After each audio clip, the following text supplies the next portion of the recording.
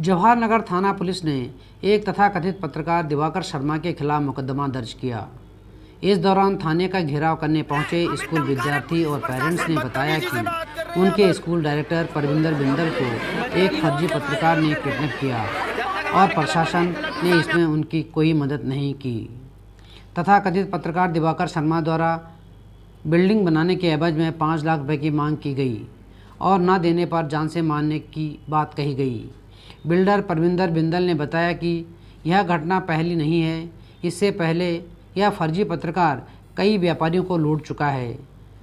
थाने पर प्रदर्शन करने वाले सभी लोगों ने आश्वासन के बाद अपना धरना खत्म किया और इस दौरान थाने पर बीजेपी नेता अशोक परनामी, कालीचरण सराफ भी मौजूद थे और पुलिस ने फर्जी पत्रकार को गिरफ्तार करने का आश्वासन दिया। आगे पीड़ित बिल्डर ने बताया कि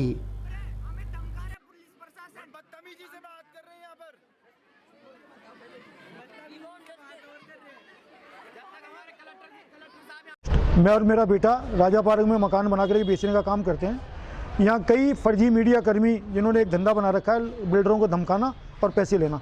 तो परसों शाम को करीब 7 बजे के आसपास 2 आदमी मेरे ऑफिस में आए और मुझे रिवॉल्वर दिखा के अपने ऑफिस में ले गए। वहाँ जाकर के मेरे साथ गाली गलौज वगैरह करी और जेब में से 50,000 रुपये निकाले और सुबह 4.5 लाख रुपए और देने की शर्त पे मुझे छोड़ा और रिवॉल्वर लगा करके मुझे धमकाया, जिससे मेरी तबीयत भी ख़राब हो गई। उसके बाद मैं पुलिस में आया तो पुलिस का कोई सपोर्ट मिला नहीं। पुलिस का सपोर्ट नहीं मिला तो मैंने सब भाइयों को इकट्ठा किया और आज हम सब लोग मेरे समर्थन में यहाँ खड़े हैं और कानूनी कार्रवाई की मांग कर रहे हैं। अभी क्या प्रशासन की तरफ से क्या आपको बात? सर, प्रशासन का कल तक तो पुलिस का कोई सहयोग मिला नहीं था मुझे। कल तक तो पुलिस सिर्फ मुझे कह रही थी FIR दर्ज करा दो हम, जबकि वो 12 बजे तक पुलिस के साथ ही घूम रहा था। मैंने कहा साहब ये सबूत कम है क्या? मेरे पास इसकी रिकॉर्डिंग है, वो कहता मुझे धमकाते हुए रिकॉर्डिंग है। तो भी पुलिस ने कहा हाँ देखते हैं, आप FIR दर्ज कराओ, उसके बाद गिरफ्तार करेंगे। अभी तक तो गिरफ्तार हुआ नहीं सर। अभी कितनी देर जो धरना प्रदर्शन? अब इतनी देर में SP साहब पधारे हैं, यहाँ पर डिप्टी साहब पधारे हैं, इन्होंने सबने परनामी जी पधारे हैं, कालीचंद जी पधारे हैं, इन्होंने सबने मुझे आश्वासन दिया है कि आपके साथ जो भी है जस्टिस होगा, कोई नाइंसाफ़ी नहीं होगी। और मुझे उम्मीद है कि ये लोग मेरा सहयोग करेंगे और अपराधी को जो है सज़ा मिलेगी और मुझे आत्मबल मिला इनके सबके आने से। एक बार नाम बोलिए। परविंदर मेरा नाम है और सक्षम क्रिएशन के नाम से मैं बिल्डिंग बनाने का काम करता हूँ। मैम, मेरा नाम सक्षम है और मैं यहाँ पे कंस्ट्रक्शन लाइन में वर्क करता हूँ। मेरे फादर स्कूल डायरेक्टर हैं, हमारा स्कूल है आगरा रोड पे एंड मोस्टली वो NGO की तरह एक वर्क करता है। तो एक आदमी है Diwakar Sharma, VDTV news channel करके उसका एक YouTube चैनल है। मैं उसको पत्रकार तो नहीं कहूँगा क्योंकि उनके पास कोई RNI नंबर तो है नहीं। अभी रिसेंटली उन्होंने एक पब्लिक साइड करके न्यूज़पेपर परचेज़ किया है जिसमें वो खुद को editor in cheap and chairman बताते हैं। उसका RNI नंबर भी है, बट वो अभी मैंने ऑनलाइन चेक किया था तो वो विजय कुमार केडिया जी के नाम पे शो कर रहा है।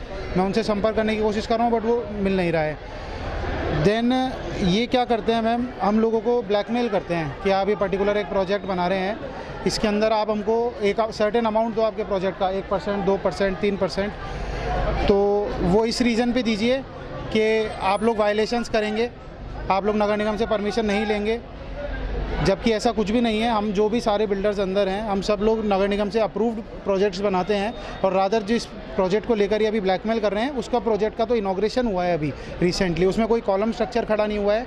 तो कॉलम के विदाउट तो आप मेरे को बता ही नहीं सकते हैं मेरा वायलेशन क्या है। देन हमने इसका एक स्पाई कैम से करके इनकी एक रिकॉर्डिंग क्लिप डाउनलोड करी जिसके अंदर ये साफ अपनी जो प्रक्रिया है, किस प्रक्रिया से पैसे लूटते हैं, उन्होंने जाहिर करी। वो मैं आप लोगों को भी उपलब्ध करा दूंगा। उसके अंदर इन्होंने साफ मेंशन करा, 3-4 अधिकारियों के नाम भी लिए जिनके साथ इनकी डीलिंग्स रहती हैं, IPS अधिकारियों के भी नाम लिए इन्होंने, और 1-2 मंत्री भी हैं इनके बहुत जो खास हैं, वो भगवान जाने इनके लिए क्या काम करते हैं। इन्होंने मुझे ब्लैकमेल करके एक मेरे से बार्गेन अमाउंट तय कर लिया मैंने इनसे, और उसके बाद मैं अपने ऑफिस में वापस आ गया। मैंने इनको ये आश्वासन दिया कि मैं अमाउंट आपके पास थोड़ी सी देर में भेज देता हूँ। शाम को इनका फ़ोन वापस मेरे पास आया कि वो अमाउंट मेरे पास रिसीव नहीं हुआ है, इन्होंने गाली दे के मुझे बोला। तो मेरे फादर वहाँ बैठे थे, मेरे फादर ने ये बात सुनी तो उनको लगा कोई वेंडर है जो वेंडर पेमेंट मांग रहा है, जबकि ऐसा था नहीं। मैंने उनको बताया कि कोई फॉल्स एप्लीकेशन लगा के और पैसे लूटने के तरीके के एक आदमी है दिवाकर करके, द पब्लिक साइड, उनका फ़ोन था। वो उनके ऑफिस गए उनसे मिलने मेरे चाचा को लेके, वो वहाँ पे थे नहीं, वो वापस ऑफिस में आ गए। थोड़ी सी देर के बाद एक आदमी जिसके पास रिवॉल्वर भी थी, एक उसके साथ आदमी आया वो मेरे फादर को बोला कि साहब बुला रहे हैं, तो मेरे पापा का और चाचा दोनों चले गए। वहाँ पे जब उन्होंने अपना इंट्रोडक्शन दिया, मेरे फादर प्रेस क्लब के मेंबर हैं, उन्होंने जस्ट इतना सा कहा कि मैं एक प्रेस क्लब का मेंबर हूँ, so let's sit upon this and talk regarding this. इतने में तो उन्होंने गाली गलौज करना शुरू कर दिया, मारपीट करना शुरू कर दिया और गंदे गंदे शब्द यूज़ करने शुरू कर दिए। उनके पास एक गनमैन था, उसकी रिवॉल्वर खींच के उन्होंने उनके ऊपर रिवॉल्वर लगा दी। उन्होंने बोला कि जब तक तू पैसे नहीं देगा तब तक यहीं बैठेगा। उन्होंने बहुत, जो भी उनकी जेब में पैसे पड़े थे 50,000 रुपये के, एक विड्रॉल कराया था हमने, वो उन्होंने उनको दिए और उन्होंने नेगोशिएट करके जैसे जैसे कि हमने एक कॉमन पर्सन की उनको ज़मानत दी कि ये पैसे दे जाएंगे आपको बाद में। उसके बाद मेरे फादर घर आ गए, हमको कुछ मेरे को इस बात का कुछ पता ही नहीं था। बाद में जब पता लगा तो हमारे जो घर पे गार्जियंस हैं उन्होंने मना कर दिया कि हमको कोई एक्शन नहीं लेना है, बिकॉज रिवॉल्वर जब आ जाती है तो सब डर जाते हैं। देन हम 11 बजे के आसपास थाने के अंदर आए, क्योंकि कब तक चुप बैठते। हम थाने के अंदर आए, यहाँ से अधिकारी जो थे, ड्यूटी ऑफिसर डीओ जो थे, वो वहाँ पे मौके पे गए। उन्होंने 2 पीसीआर वहाँ पर भेजी, पुलिस कंट्रोल रूम में भी हमने फ़ोन किया था, वहाँ से भी प्रॉपर रिप्लाई आया। बट जब एक्शन लेने की बात आई, हमने उनको ये बोला था कि इनके कैमरे के अंदर रिकॉर्डिंग है। उनके ऑफिस के अंदर एक कैमरा था जिसमें कंप्लीट इंसिडेंट रिकॉर्ड हुआ था। हमने इनको बोला कि ये ऑफिस के ये कैमरे को आप जब्त कीजिए और इसकी हार्ड ड्राइव अपने पास रखिए, कल को एविडेंस के अंदर काम में आएगा। और वो पत्रकार 2 गली आगे ही वहाँ पर रह रहा था। मैंने, आप उससे बातचीत करो, अरेस्ट मत करिए, आप एटलीस्ट इंक्वायरी तो करेंगे ना। तो उन्होंने ऐसा कुछ प्रक्रिया करी नहीं, जबकि कांस्टेबल उनको बोल रहे थे इंचार्ज साहब को कि आप इसके अंदर एक्शन लो। इंचार्ज साहब ने उसको थोड़ा सा लाइटली के अंदर लिया। मैं सुबह वापस थाने के अंदर आया, इन्होंने मेरी एप्लीकेशन ले ली बट एफआईआर रजिस्टर नहीं करी। इंचार्ज साहब फिर कोई मीटिंग के अंदर चले गए, तो 2:30-3 बज गए। फिर मैं डीसीपी साहब के पास गया, यादव साहब के पास। उन्होंने बहुत अच्छा रिस्पांस मेरे को दिया। उन्होंने इमीडिएटली 3 स्टार साहब को बोला, एसएचओ साहब को, कि आप इनकी एफआईआर रजिस्टर करिए और तुरंत बेसिस के ऊपर एक्शन कीजिए। अब मैम इतना संगीन जुर्म हुआ है, अब वो जो अपराधी था वो फ़रार हो गया है। अभी तक इन्होंने कोई ट्रेस नहीं करा है उसको, उसकी मोबाइल लोकेशन ट्रेस नहीं करी है, वो किससे बात कर रहा है किससे नहीं कर रहा है। उनके पास कोई 2-3 आईपीएस अधिकारी हैं जिनका दबाव वो यहाँ पे डलवा रहे हैं। हम उन अधिकारियों के नाम जानना चाहते हैं।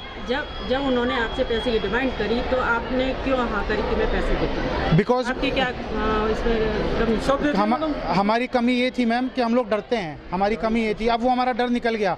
बिकॉज जब बिल्डिंग बनती है तो मान लीजिए कोई 1-2 फुट का वायलेशन भी इन केस हो गया, इन केस, तो ये लोग आरटीआई, इन्होंने जोगाराम जी का भी नाम लिया, मैं जोगाराम जी के पास जाऊँगा, आरटीआई लगाऊंगा।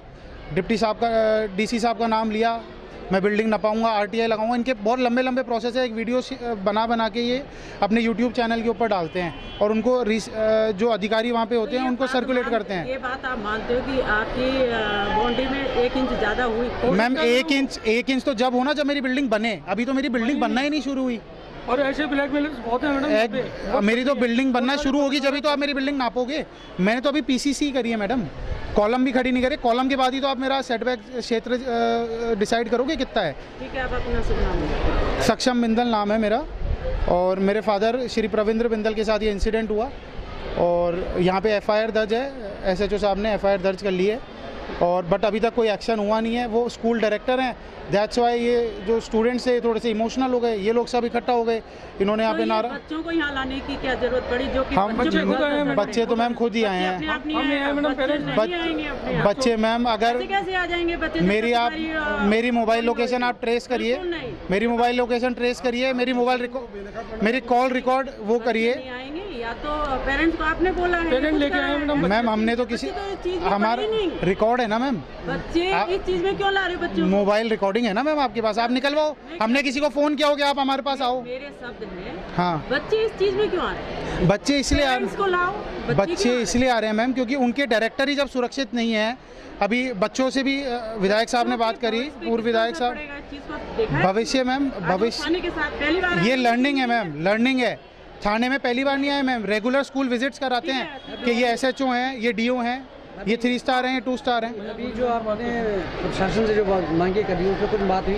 मांग ये है मैम सर, जो 2-3 आईपीएस अधिकारी हैं जो यहाँ पे दबाव बना रहे हैं, पहले तो उनके नाम बताइए जो एक्सटॉर्शनिस्ट, ब्लैकमेलर्स और ऐसे गैंगस्टर्स को सपोर्ट कर रहे हैं। ऐसे कौन से नेता हैं, ऐसे कौन से आईपीएस अधिकारी हैं जो इनको सपोर्ट करते हैं? 1-2 फ़ोन भी आए हैं शायद अंदर, वो इंचार्ज साहब से आप पूछेंगे तो शायद आपको बता दें। कहीं ना कहीं आप प्रशासन को बेनकाबी करना चाह रहे हैं। बिल्कुल सर, बेनकाब करना चाहते हैं, क्योंकि आईपीएस अधिकारी बहुत बड़ी पोस्ट होती है सर। वो इन ब्लैकमेलर्स को अगर सपोर्ट करेंगे तो डीजी साहब के स्ट्रिक्ट इंस्ट्रक्शंस है, क्राइम खत्म करें, क्राइम खत्म करें। इस तरीके से क्राइम खत्म होगा। जयपुर जैसे शहर के अंदर आप ऐसा इंसिडेंट कर रहे हो, राजा पार्क जवाहर नगर क्षेत्र में। और आपकी जानी सुरक्षा को लेकर के हम डिमांड कर रहे हैं सर, हमको पुलिस प्रोटेक्शन मिले।